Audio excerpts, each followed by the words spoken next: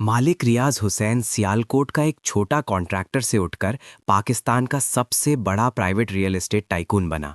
लेकिन उसका पूरा सफ़र अक्यूज्ड करप्शन, कब्जा, मनी लॉन्ड्रिंग और पॉलिटिकल डील से भरा हुआ है। बहरिया टाउन ब्रांड ने उसको एक तरफ डेवलपर और फिलांथ्रोपिस्ट बनाया, दूसरी तरफ कोर्ट्स, नैब, एफआईए और यूके की एजेंसीज तक ने उसके प्रोजेक्ट्स और पैसे को टारगेट किया। शुरुआती जिंदगी और उठान। मालिक रियाज 8 फरवरी 1954 को सियालकोट में पैदा हुआ। ताल्लुक एक मिडिल क्लास बिजनेस फैमिली से था। यंग एज में फाइनेंशियल प्रॉब्लम्स आए, छोटे लेवल का कॉन्ट्रैक्टर बना और सरकारी टेंडर्स, कंस्ट्रक्शन कॉन्टैक्ट से नेटवर्क बनाना शुरू किया।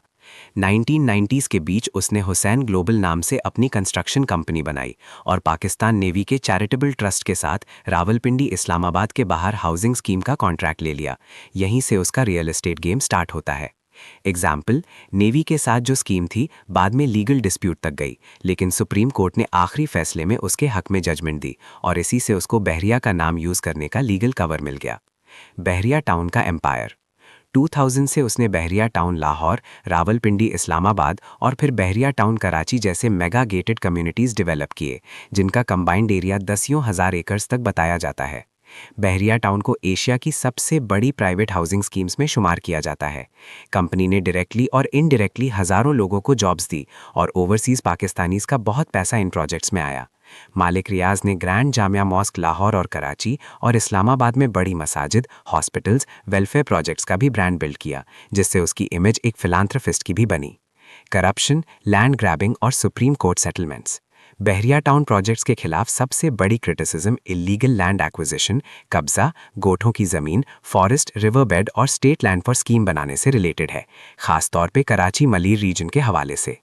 2019 में सुप्रीम कोर्ट ने बहरिया टाउन कराची के इलीगल अक्वायर्ड लैंड का मेगा केस डिसाइड करते हुए $460 बिलियन का सेटलमेंट एक्सेप्ट किया, जो बहरिया टाउन ने स्टेट के लिए पे करना था।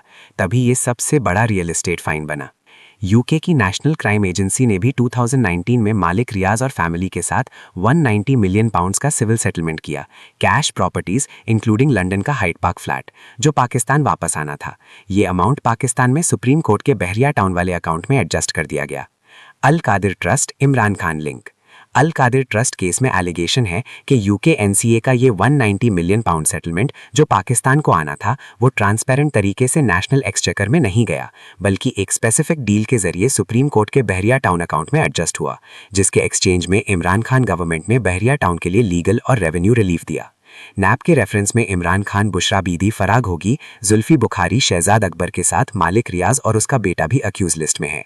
इस केस में उनके एसेट्स फ्रीज करने, प्रॉपर्टीज और बैंक अकाउंट्स जब्त करने के ऑर्डर्स भी आए। मालिक रियाज इस केस में प्रोक्लेम्ड ऑफेंडर, मुजरिम मतलूब डिक्लेयर हो चुका और नैब ने उसको यूएई से पाकिस्तान लाने के लिए एक्सट्रेडिशन स्टेप्स लेना स्टार्ट किए हैं। मनी लॉन्ड्रिंग और नई लीगल मुश्किलात।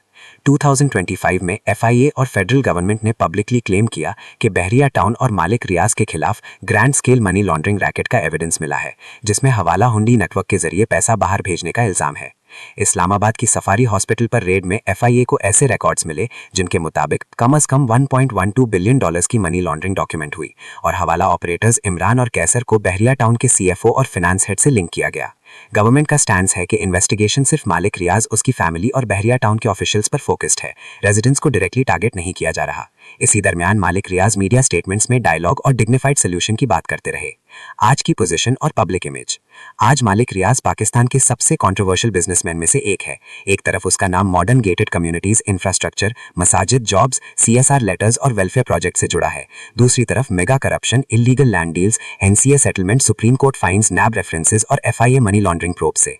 रिपोर्ट्स के मुताबिक वो खुद पाकिस्तान से बाहर यूएई साइड रह रहा है और अथॉरिटीज उसके खिलाफ एक्सट्रेडिशन, एसेट्स फ्रीज, ऑक्शंस, बहरिया टाउन प्रॉपर्टीज के हिस्सा जैसे स्टेप्स ले रही हैं। स्टोरी का कोर थीम यह है कि एक इंसान ने state system, military links, bureaucracy और पॉलिटिक्स को यूज करके अनप्रेसिडेंटेड रियल एस्टेट एम्पायर खड़ा किया, लेकिन अब वही सिस्टम उसके खिलाफ अकाउंटेबिलिटी, रिकवरी और प्रोसिक्यूशन के लिए टाइट हो चुका।